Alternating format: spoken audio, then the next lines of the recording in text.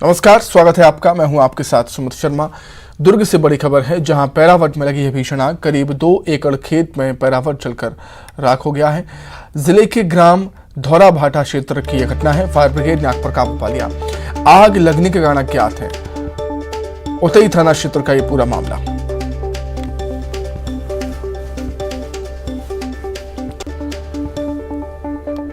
दुर्ग से बड़ी खबर आपको बता रहे हैं, जहां पर पैरावट में भीषण आग लग गई। करीब 2 एकड़ खेत में पैरावट जलकर राख हो गया।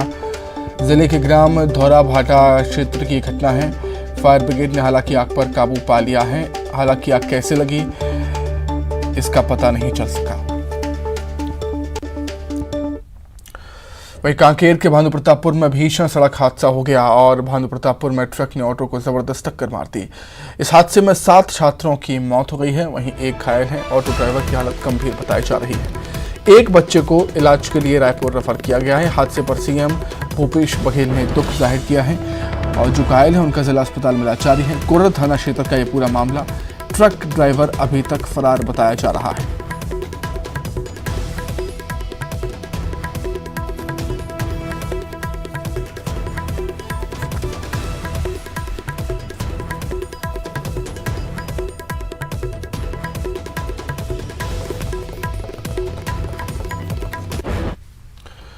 वहीं अस्पताल में बच्चों के परिजन से हमारी संवाददाता ममता लांजेवार ने बातचीत की है। आइए आपको सुनाते हैं। भयावह हादसे ने एक ही खानदान के 2 चिराग बुझा दिए। ईशान गावड़े और प्रियांशु गावड़े दोनों चचेरे भाई थे और उनके पिता जो है वो यहाँ पर बैठे हुए हैं। उनसे बात करते हैं। दोनों को आप देख सकते हैं कि इस पूरी घटना ने किस तरीके से जाहिर तौर पर कोई भी परिवार टूट जाएगा और ये भयावह घटना जो है, इस भयावह घटना के लिए जिम्मेदार कौन है, ये भी सोचने वाली बात है। हम जो ईशान गावड़े हैं उनके पिता से बात करते हैं। किस समय आपको इस हादसे के बारे में पता चला और जो स्पॉट है उसके बारे में बताएंगे? मेरे को लगभग वही 3:30 बजे करीब पता चला फोन के माध्यम से। तो आया, तब तक हॉस्पिटल लेके आ गए थे बच्चे को। हाँ। तब तक सीरियस था एकदम। फिर वहां से अपन एम्बुलेंस के माध्यम से यहाँ लेके आए। फिर यहाँ आते तक उनकी मौत हो गई थी। कितने भाई बहन बच्चे भैया? मेरे तो भी 3 थे। एक पिछले साल डेथ हुई है बच्ची, और उसके बाद ये छोटा वाला था। तो इस बार इसका तो 3 बच्चे थे, अब एक बच्ची है मेरे पास। सुबह मिल के गया था? हाँ, सुबह मिल के गया था। डेली बात करता है, एकदम घर का लाडला है। सभी का लाडला है। सभी के साथ एकदम हंसमुख स्वभाव का था। बहुत अच्छा लड़का, पढ़ाई में भी बहुत अच्छा था। कौन सी क्लास में? 2nd क्लास में था वो जी। आपको कब घटना के बारे में, इसको हादसे के बारे में पता चला? हादसे के बारे में वही 3:30 बजे करीब फोन आया मेरे को। फोन के माध्यम से पता चला। हॉस्पिटल आ जाओ करके फोन किए, तो गांव के लोग फोन किए। वो जो जगह थी, आपको लगता है कि वहाँ पर कोई ऐसी जरूरत नहीं थी कि इतनी स्पीड से गाड़ी चलाई? नहीं, रोड तो पूरी खराब है वहाँ पे। तो उतनी स्पीड के लायक नहीं है रोड। और लेकिन वही लापरवाही पूर्वक मेरे बच्चे की जान गई है। क्या मांग करते हैं ऐसे लोगों के ऊपर? ऐसे लोग के ऊपर तुरंत कार्रवाई होनी चाहिए। लेता है और आप देख सकते हैं कि एक ही परिवार के, एक ही खानदान के 2 चिराग जो है वो बुझ गए हैं। और प्रियांशु गावड़े वो भी दूसरी क्लास में पढ़ते थे। दोनों चचेरे भाई थे। उनके पिता भी यहाँ पर मौजूद हैं, उनसे बात करते हैं। इनको देखकर आप अंदाजा लगा सकते हैं किस तरह से पत्थर से वो आपको नजर आ रहे हैं। और ये दोनों ही जो है वो एकदम शॉक्ड इस तरह से बैठे हुए थे कि उन्हें समझ ही नहीं आ रहा था कि क्या किया जाए। दोनों बच्चों का भी पीएम चल रहा है यहाँ पर। उनसे बात करते हैं। कब पता चला आपको इस हादसे के बारे में? वही 3:30 बजे। दोनों भाई थे? हाँ, दोनों भाई थे। एक साथ जाते थे रोज। क्या करते हैं भैया आप? मैं किसानी करता हूँ। कितने भाई बहन थे वो प्रियांशु? 2 भाई थे। 2 भाई। हाँ। ये छोटा था? ये बड़ा था, 8 साल का। लापरवाही हुई है भैया वहाँ पर, जो आपको किसने बताया होगा? प्रत्यक्षदर्शियों ने क्या बताया? नहीं, मैं तुरंत गाड़ी लेके आ गया। कोरर सीधा कांकेर आ गया। मैं तो देखा भी नहीं वो जगह। सीधा तुरंत आया कार में। ट्रक वाले के बारे में कुछ बताया होगा? नहीं, किसी से नहीं बताया। मैं सीधा डायरेक्ट कांकेर आया। और राकेश गावड़े और अनिल गावड़े दोनों चचेरे भाई हैं और दोनों के बच्चे जो है वो एक साथ स्कूल पढ़ते थे, कक्षा दूसरी में पढ़ते थे, एक ही परिवार के, एक तरह से कह सकते हैं एक ही परिवार के थे और दोनों जो बच्चे हैं इस हादसे का शिकार हो गए हैं। दोनों की जान चली गई है और जो राकेश गावड़े वो बता रहे हैं कि वो जो जगह है वो एक तरह से हादसे वाली जगह ही हो गई है। उस जगह पे ऐसी कोई एक वैसे भी सड़क खराब है और दूसरी बात ये है कि वहां पर इतनी स्पीड से गाड़ी नहीं चलानी थी, लेकिन जिस तरह से और भी जो प्रत्यक्षदर्शी हैं वो बता रहे हैं कि ट्रक चालक जो है वो बेहद स्पीड में था। जाहिर तौर पर उसकी स्पीड जो है वो लोगों 7 बच्चों के लिए जानलेवा हो गई और इस पर अब सख्त कार्रवाई की बात कही जा रही है। ट्रक चालक फरार है, देखना यह है कि वो कब पकड़ में आता है और उसके बाद ये भी सामने आएगा कि वो नशे में था या नहीं। कैमरा पर्सन इमरान के साथ ममता लांजेवार, न्यूज 18 छत्तीसगढ़, कांकेर।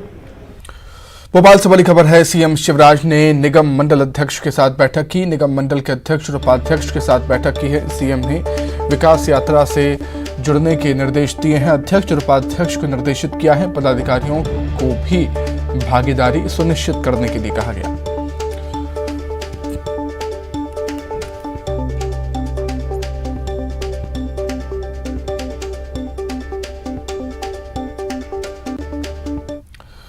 वहीं सीएम भूपेश बघेल कवर्धा पहुंचे, जहां स्थानीय कांग्रेस कार्यकर्ताओं ने पीजी कॉलेज हेलीपैड पर उनका स्वागत किया और इस दौरान उन्होंने कहा कि बजट का इंतजार कीजिए, प्रदेश का बजट अच्छा होगा। अभी बजट आने वाला है, बजट क्या कुछ खास होने वाला है? इंतजार करिए, निश्चित रूप से कवर्धा को कुछ जरूर कुछ मिलेगा, बहुत मिलेगा, थोड़ा नहीं बहुत मिलेगा। कवर्धा में सीएम भूपेश बघेल से बैगा परिवार ने मुलाकात की और इस दौरान उनका 4 साल का बेटा भी साथ रहा, जिसे मुख्यमंत्री ने अपनी गोद में लिया। इससे पहले मुख्यमंत्री ने अपने आवास रायपुर में इस बच्चे को हथेली में उठाया था। बैगा परिवार ने जिला मुख्यालय में जमीन और घर देने की मांग की है।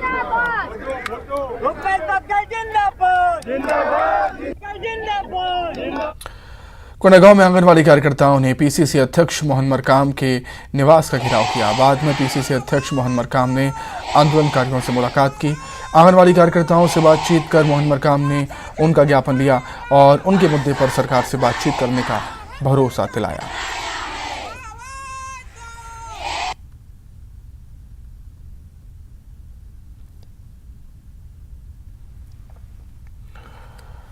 कोंडागांव में वेतन विसंगति को लेकर सहायक शिक्षक आंदोलन पर हैं। जिले में करीब 407 सहायक शिक्षक और प्राथमिक स्कूल के 196 प्रधान अध्यापक आंदोलन में शामिल हैं।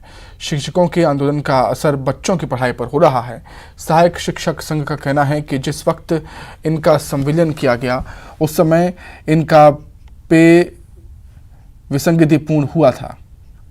कांग्रेस ने पिछले विधानसभा चुनाव वेतन विसंगति दूर करने का वादा किया था, लेकिन सरकार के 4 साल पूरा होने के बावजूद विसंगति दूर नहीं हुई।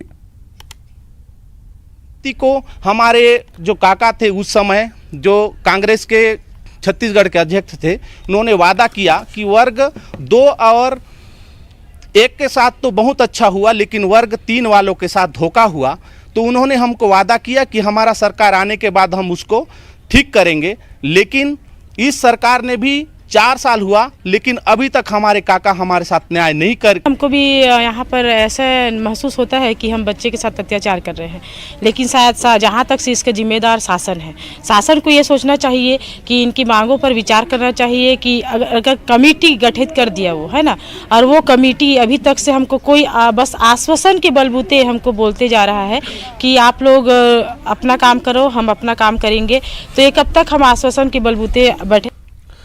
राज्य सरकार ने झीरम न्यायिक जांच आयोग का कार्यकाल 6 महीने के लिए बढ़ा दिया है और बताया जा रहा है कि आयोग ने कार्यकाल बढ़ाने के लिए जांच पूरा नहीं होने को आधार बनाया है, जिसके बाद राज्य सरकार ने झीरम जांच आयोग का कार्यकाल 6 महीने के लिए बढ़ा दिया। उधर चुनावी मौसम में ये मामला राजनीतिक रंग लेने लगा है। पूर्व सीएम रमन सिंह ने कहा कि झीरम की घटना कांग्रेस के अंतर्कलह के चलते हुई। विपक्ष ने कवासी लखमा से पूछताछ की मांग की। पूर्व मंत्री अजय चंद्राकर ने भी सरकार को घेरा, जिसके बाद सीएम भूपेश बघेल ने पलटवार किया। और कि छत्तीसगढ़ का बच्चा जानता है कि ये कांग्रेस की आपसी कला का परिणाम है, जिसकी वजह से इतनी बड़ी घटना हुई। और ये जांच में सहयोग करें और एनआईए को पूरी तथ्य, एक भी तथ्य इनके पास है, एक भी तथ्य तो छुपाना भी तो अपराध है, उनके खिलाफ केस चलेगा ना। तथ्यों को छुपाने के मामले में भूपेश के खिलाफ केस चलना चाहिए कि कोई तथ्य उसकी जानकारी में है, उसको छुपा रहा है तो उसके खिलाफ मामला दर्ज करना चाहिए, और नहीं तो वो तथ्य एनआईए के सामने और जनता के सामने रखना चाहिए। डरता क्यों है? कौन डरता है? जो अपराधी हैं उनके चेहरे को सामने आना चाहिए, और हम तो ये चाहते ही हैं। कुछ सही बात है, तैयार हैं तो एनआईए जांच कर रही है, क्योंकि आयोग है वो फैक्ट फाइंडिंग नहीं करती, जांच एजेंसियां करती है। या तो पुलिस करे या एनआईए करे, सीबीआई करे, ये एजेंसियां हैं वो जांच करती है। तो यदि जांच करने का वो चाहते हैं सही में, तो जो एनआईए जो जांच कर रही है उसको वापस करा दे हमको। हम तो लगातार पत्र भी लिख रहे हैं। यहाँ जब गृह मंत्री जी आए थे तब भी हम लोगों ने मांग रखा था, और अनेक बार एनआईए भी पत्र लिखा, होम मिनिस्ट्री भी पत्र लिखा, और अनेक मंचों में बात कही। तो दे दे, हम जांच कराएंगे, और फिर जांच चाहते ही हैं, अच्छी बात है, नार्को टेस्ट हो जाए, रमन सिंह जी का, मुकेश गुप्ता जी का, और ये जो मंत्री लोग कह रहे हैं उनका भी, कवासी लखनऊ भी हो जाए, कोई दिक्कत नहीं है, लेकिन तारीख तैयार तो हो। रायपुर में कांग्रेस के राष्ट्रीय अधिवेशन की तैयारियां शुरू हो चुकी हैं। आज फिर सीएम भूपेश बघेल ने अधिवेशन स्थल का जायजा लिया। उन्होंने अधिवेशन स्थल की पूजा की। राष्ट्रीय अधिवेशन को लेकर सीएम भूपेश बघेल ने कई निर्देश भी दिए।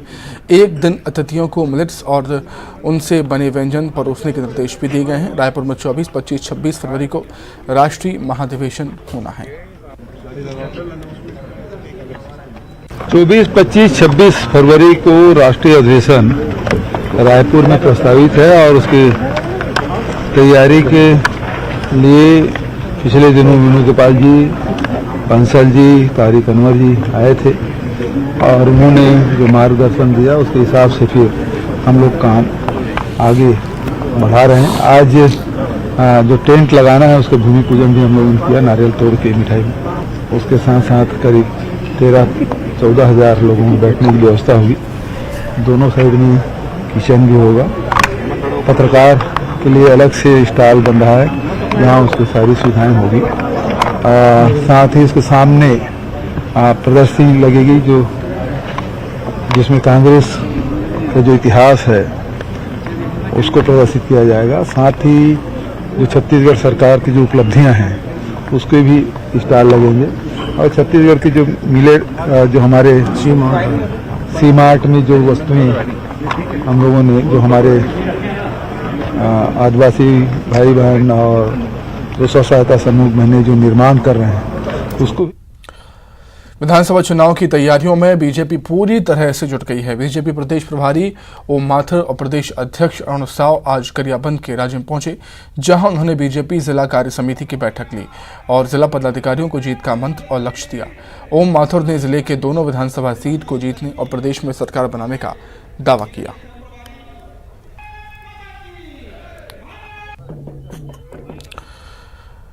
बागेश्वर धाम के महाराज धीरेन्द्र शास्त्री ने एक बयान जारी किया है, जिसमें प्रधानमंत्री के बागेश्वर धाम पहुंचने की बात को गलत बताया है। पंडित धीरेन्द्र शास्त्री ने इन खबरों को भ्रामक और झूठा बताया। बागेश्वर धाम के महाराज ने कहा कि सस्ती लोकप्रियता हासिल करने के लिए कुछ लोग इस तरह के फोटो वीडियो डाल रहे हैं जो अनुचित है। रामचंद्र भगवान की जय, बागेश्वर धाम की जय, सन्यासी बाबा की जय। आप सब बड़े प्रसन्न होंगे। हम आपको बागेश्वर धाम के इस वीडियो के माध्यम से प्रार्थना करना चाह रहे हैं। बागेश्वर धाम की प्रत्येक जानकारी ऑफिशियल चैनल से ही सत्य माने। अन्य चैनलों की द्वारा दी जाने वाली जानकारी जरूरी नहीं है वो पूर्णतया सत्य हो। दूसरी बात, वर्तमान में एक शिकायत बार बार हमारे पास आ रही है, हमें टीम ने बताया, लोगों ने बताया, भारत के माननीय प्रधानमंत्री का फोटो लगाकर एडिटिंग करके कुछ शरारती लोग बागेश्वर धाम पर पहुंचे माननीय प्रधानमंत्री मोदी जी, इस प्रकार की हेडिंग बनाकर डाल रहे हैं, जो कतई बर्दाश्त नहीं की जाएगी, क्योंकि यह वीडियो पूर्णतया गलत है, यह सत्य नहीं है। जो आता है उसकी जानकारी ऑफिशियल चैनल पर दे दी जाती है। तो प्रधानमंत्री के प्रति, माननीय प्रधानमंत्री के प्रति गरिमा दिखाते हुए ऐसे लोग तुरंत उस वीडियो को डिलीट करें, और आगे ऐसा कोई भी वीडियो जिसमें तथ्य ना हो वो ना डालें। तीसरी बात, बागेश्वर धाम से जुड़े हुए लोगों से प्रार्थना है कि आजकल टीआरपी पाने के लिए, सस्ती लोकप्रियता पाने के लिए कई बार हमारी अनेक बार शादी, अनेक बार हैप्पी बर्थडे, अनेक बार कुछ लगातार कर रहे हैं लोग, और उसमें फोटो लगा देते कि आज ये पहुंचे बागेश्वर धाम, आज ये पहुंचे। ये ऑफिशियल चैनल से नहीं है, अदर लोगों के द्वारा है। इसके लिए हम कानूनी कार्रवाई करने के लिए तैयार हो गए हैं, जो हमें लोगों ने बताया तो तुरंत तैयार है। और अब सावधान हो जाइए, जितने भी लोग हैं सबकी लिस्ट बनेगी और सबके ऊपर कार्यवाही होगी। चौथी बात और अंतिम बात, बागेश्वर धाम के बारे में अगर कोई कुछ कहता है तो जरूरी नहीं वो पूर्णतया सत्य हो, क्योंकि वो अपने विवेक से बोल रहा है। बागेश्वर धाम का जो भी है सब खुला हुआ है, और जब सनातन की बात होती है तो विरोधी ताकतें सक्रिय हो जाती हैं, तो झूठी अफवाह, झूठी खबर, झूठे षड्यंत्रों द्वारा निरंतर फंसाने की कोशिश होती है। इन सबसे बचे रहिएगा और ऐसे लोगों का बायकॉट कीजिए, भले ही वो कोई भी हो, क्योंकि अब हिंदुओं को जागने का समय है। और सावधान सावधान सावधान। इसी के साथ ही फिलहाल इस बुलेटिन में इतना ही। खबरें लगातार जारी है। नमस्कार।